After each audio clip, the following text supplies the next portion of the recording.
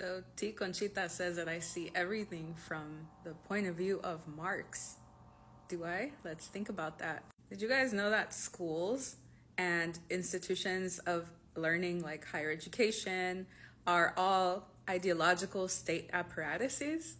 What's an ideological state apparatus? I'm glad you asked. An ideological state apparatus is an institution whose job it is to teach the working class their place. It is the vehicle used to ensure subjugation and ideological identification with the ruling class, even though you will never be a part of it.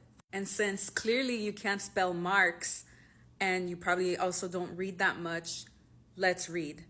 This is an excerpt from Ideology and the Ideological State Apparatuses by Louis Althusser. What do children learn in school? They go varying distances in their studies, but at any rate, they learn to read, write, and add.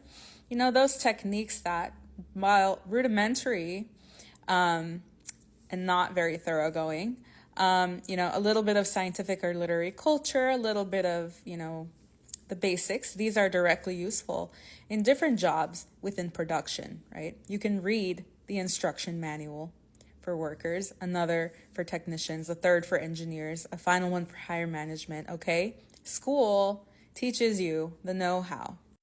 But, oh, hi, Millie.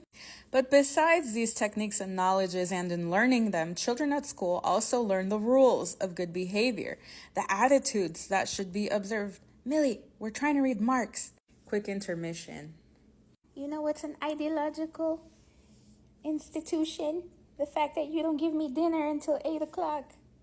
Okay, where was I? Besides learning the techniques and knowledges, children at school also learn good behavior or the attitudes that should be observed by every agent in the division of labor according to the job he is destined for.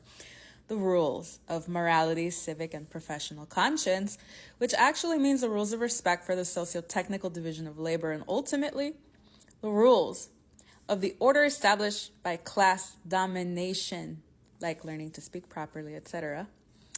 To put this more scientifically, I shall say that the reproduction of labor power requires not only the reproduction of its skills, but also at the same time a reproduction of its submission to the rules of the established order, a reproduction of submission to the ruling ideology for the workers, a reproduction of the ability to manipulate the ruling ideology correctly for the agents of exploitation and repression, so that they too will provide for the domination of the ruling class. So I know this may go a little bit over your head, but what that's saying, that Marx that you don't like to read,